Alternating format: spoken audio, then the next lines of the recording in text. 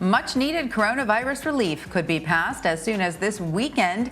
This is a look at the Senate floor, where they are participating in a vote-a-rama on the COVID relief bill. The senators wrapped up 3 hours of debate earlier today. Lawmakers are trying to pass President Biden's American Rescue Plan before crucial relief programs expire on March 14th.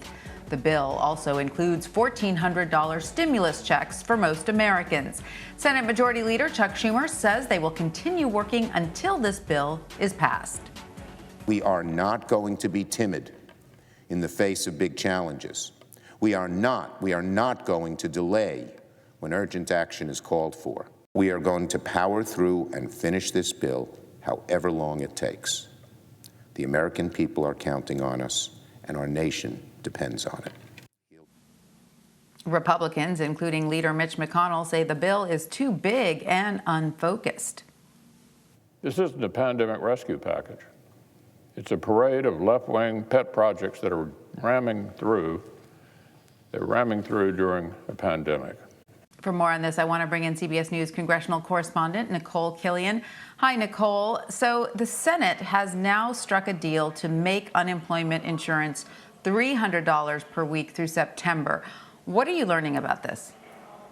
So this was a deal that was struck by both progressive and moderate Democrats, and really it reflects an attempt to try to keep at least the Democratic caucus in line and all on the same page. And this was an idea that's kind of been floating around for some time. Now, the House bill, the unemployment benefits are $400 a week, but when it came over to the Senate, for the most part, they intended to keep it that way, and that was something that was also negotiated along with the White House and the president. Now there is this new amendment that you're referencing that would instead allow these unemployment benefits to be lowered to $300 per week, but they would be extended over a longer period of time. So as the bill currently stands, those benefits were initially due to run out in August, and now that was at the $400 rate. Now they will be lowered but extended for an extra month. So the $300 per week benefit will now be extended through September,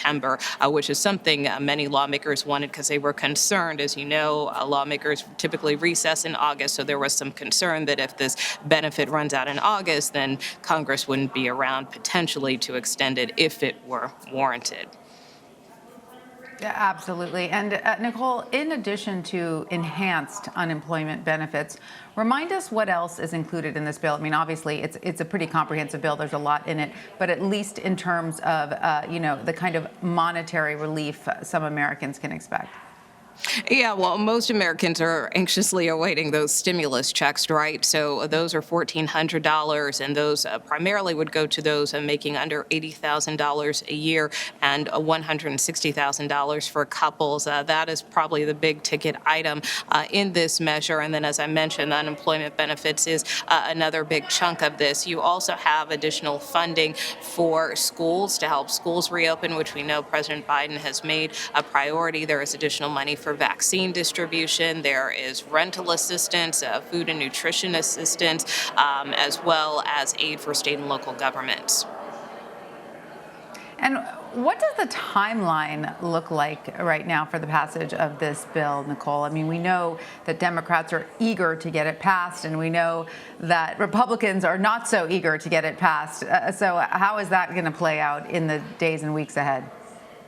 Well, we expect things, even though they're moving slowly right now, to move quickly once this measure clears the Senate, if in fact that's what happens. And Senate Democrats certainly do feel pretty optimistic about that. But as you mentioned, right now we're in this period called vote-a-rama, which sounds funner than it really is. And this is a period of time where lawmakers are going to be introducing amendments. They can get an unlimited number of amendments that they can offer on the floor. So we expect this process to continue for the better part of the day before that final vote comes, likely at some point this weekend. If it does end up clearing the Senate, of course, then it will go back over to the House, and the House will have to vote on this modified package, since it will look a little different from what the House initially sent over. And then from there, it would go to President Biden. And the hope is that all of this can transpire before March 14th, which is when federal unemployment benefits are due to run out.